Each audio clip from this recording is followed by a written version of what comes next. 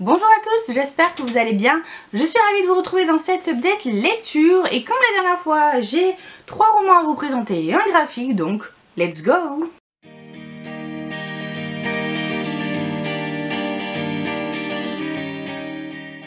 On commence avec une romance contemporaine que j'attendais depuis longtemps. Il s'agit du dernier Sally Thorne, donc tout est sous contrôle sauf toi. Sally Thorne, c'est l'autrice d'une de mes romances préférée, qui est vraiment dans mon top 10, si ce n'est dans mon top 5, c'est Meilleurs Ennemis. Et du coup à chaque fois qu'elle sort un roman, j'ai beaucoup d'espoir que ce soit un autre coup de cœur.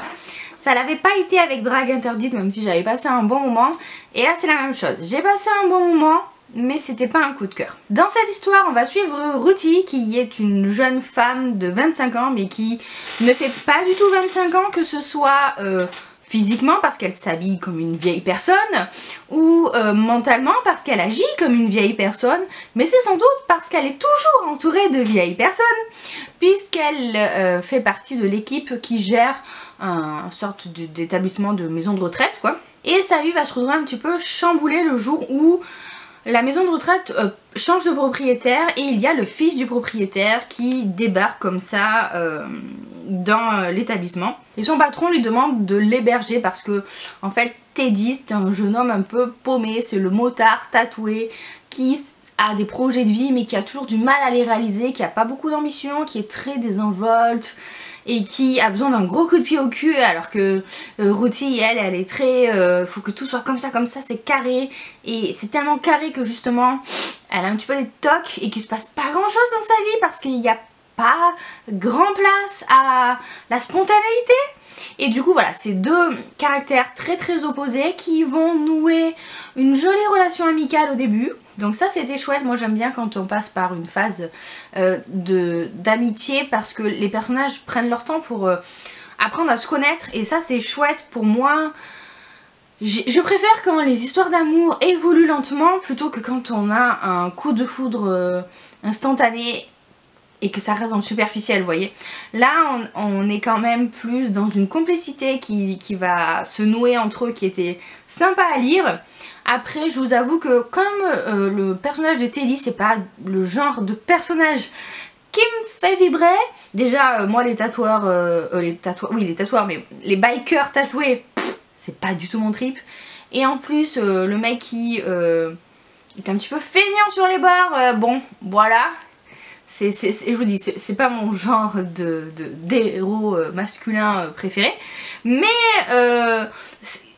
il est quand même sympathique, il est adorable, vous voyez, il fait quand même plein de choses super mignonnes et super gentilles, notamment pour les vieilles personnes avec qui il va travailler et même pour Ruthie avec qui il va essayer de faire un petit peu sortir de sa coquille. Mais voilà, du coup la relation entre eux, elle m'a pas fait vibrer. Ce que j'ai préféré en fait, c'est tout ce qu'il y a autour, tout ce qui gravite autour de la maison de retraite, autour des habitants, autour du parc avec ces tortues protégées qui se baladent comme ça partout, avec les habitants qui font des coups fourrés aux personnes de l'établissement. Bon, c'était un petit peu tiré par les cheveux parfois, c'était un petit peu gros comme trait de caractère, mais c'était sympa, voilà. Donc j'ai passé un bon moment de lecture, mais il m'a manqué un petit quelque chose. On continue avec une comédie romantique, cette fois-ci je dirais qu'on n'est pas réellement dans la romance, même s'il y en a une. C'est Le jour où ma vie a vraiment dérapé de Eve Borelli. Alors, Eve Borelli c'est une auteure que j'aime beaucoup parce qu'elle me fait beaucoup rire. J'ai déjà lu 2-3 livres de cette auteure que j'avais bien aimé, et là c'est son premier, et ça se voit. Parce qu'on part dans tous les sens. C'est un truc de malade. Ce livre est d'une absurdité sans nom. Mais c'est fait exprès, hein. Je pense que c'est complètement assumé. En fait, on va suivre la vie dans un zoo et la vie des employés du zoo. Et notamment le personnage de Lizzie qui a un nouveau patron, enfin qui est juste ignoble avec elle.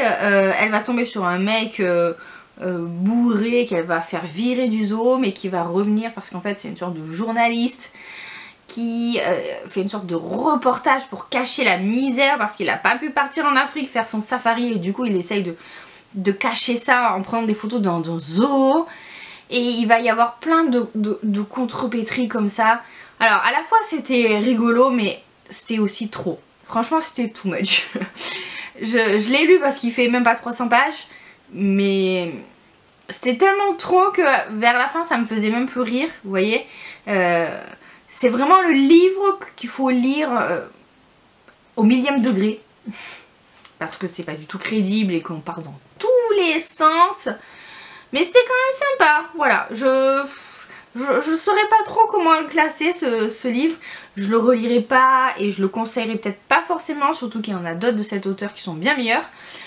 Mais voilà, j'avais besoin de me vider la tête, j'étais dans une période au boulot hyper stressante et du coup ça a fait le job, vous voyez. C'était vraiment la lecture que je prenais le soir pour lire 20 pages avant de me coucher, histoire de me vider la tête, et ça a fait le job. Mais il faut pas lui en demander plus, quoi. Ensuite, un livre dont je vous ai parlé dans ma vidéo sur les lectures d'Halloween que je vous conseillais et que j'ai lu du coup moi pendant ce mois d'octobre, c'est L'île aux mensonges de Frances Hardinge. Je vous ai un petit peu expliqué l'histoire, je vous la redis vite fait. Donc là on est sur l'Angleterre en 1860. La famille de Face va fuir un scandale parce que son père est pasteur et naturaliste et on va en fait le soupçonner d'avoir manipulé certains fossiles, certaines preuves qu'il a trouvées de l'existence des dinosaures ou ce que vous voulez, de les avoir falsifiés. Et donc pour fuir ce scandale, ils vont s'exiler sur une île en Angleterre, même si le scandale va les suivre quand même. Et il va se passer un drame qui va obliger Face à un petit peu enquêter, à essayer de découvrir déjà qu'est-ce que c'est que ce scandale, et est-ce que c'est vrai, et qu'est-ce qu'on reproche exactement à sa famille, et ça va la mener sur une histoire de secret. C'est un petit peu fantastique, il y a quelques éléments surnaturels, et c'est assez sombre, c'est vraiment... moi j'imagine les décors de cette... les paysages de cette histoire, un petit peu à la Paul d'Arc, vous voyez, ou un peu dans le même esprit que Léo du Hurlevent, où on a une nature très abrupte, très capricieuse, très mystérieuse aussi, et avec une vieille bâtisse avec des domestiques pas très sympathiques, et Face qui fouille dans les affaires de son père et qui découvre plein de secrets, et notamment avec de drôles de plantes qu'il ramène de ses voyages. Je vous en dirai pas plus, mais voilà, c'était assez prenant. C'est le genre de livre qui se lit tranquillement sous un bon plaid, avec un thé et des petits biscuits et une ambiance un peu d'automne, quoi. Franchement c'est vraiment la lecture parfaite pour l'automne. C'était très bien écrit, j'ai trouvé que c'était de la très bonne littérature jeunesse, que vraiment moi j'aurais adoré lire une histoire comme ça ado, parce que l'héroïne est assez inspirante. C'est une jeune fille qui est très intelligente, très curieuse, et qui supporte mal le fait que juste parce que ce soit une fille, ben on ne la compte pas en fait, que même si elle connaît plein de choses, qu'elle a appris le grec tout seul, qu'elle connaît plein de choses sur la paléontologie, enfin ça s'appelait pas comme ça à l'époque, mais vous voyez ce que je veux dire, et qu'elle a lu tous les bouquins de son père dans sa bibliothèque, etc. Bah c'est une fille quoi, c'est juste une fille, donc son avis compte pas. On lui demande juste de se taire, d'être jolie, d'être soumise, et pourquoi pas plus tard d'avoir un mari, mais c'est tout en fait. Et du coup il y a cette sorte de pression sociale, de déconsidération de la société qui est très très importante dans cette histoire, et dans le fait que Face elle va un petit peu se rebeller face à tout ça à sa manière. On reste quand même dans un truc tout à fait crédible pour l'époque, donc ça aussi j'ai beaucoup apprécié. On n'est pas du tout en mode girl power, fuck la société, je fais ce que je veux. Non, elle est beaucoup plus maligne que ça, elle va essayer de contourner le système, et c'était vraiment chouette à lire.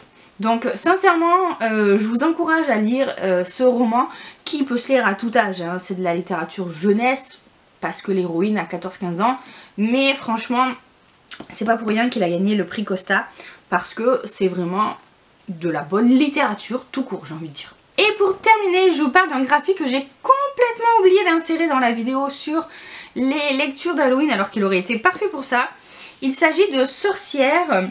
Et en fait, on va vous parler des différentes figures de la sorcière, des sorcières, puisqu'il y en a plein en fait, dans l'art, au fur et à mesure des siècles. Donc on prend à chaque fois une peinture et on la décrit, que ce soit d'un point de vue artistique, ou d'un point de vue de l'histoire qu'elle raconte, ou d'un point de vue un peu plus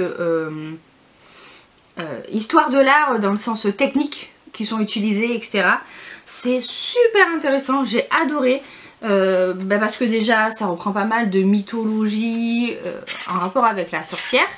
Et puis aussi moi j'aime beaucoup l'histoire de l'art et j'aime quand on m'explique les peintures, les dessins, les sculptures, quand voilà, on dit là on joue avec telle couleur et telle couleur pour faire ressortir telle ou telle émotion, ou alors le symbolisme, parce que les sorcières ont énormément de symboles qui gravitent autour d'elles, que ce soit le chat noir, le balai ou ce genre de trucs. Et du coup ça nous explique tout ça. C'était super intéressant, j'ai mis mon temps tranquillement pour le lire, ça fait des mois que j'y suis dessus, mais j'étais pas pressée quoi, je lisais... je sais pas, par mois je lisais une dizaine de pages quand j'en avais envie, c'était posé sur ma table de chevet et c'était super intéressant. Je sais pas si c'est une collection spécialement pour les enfants ou les ados ou les adultes.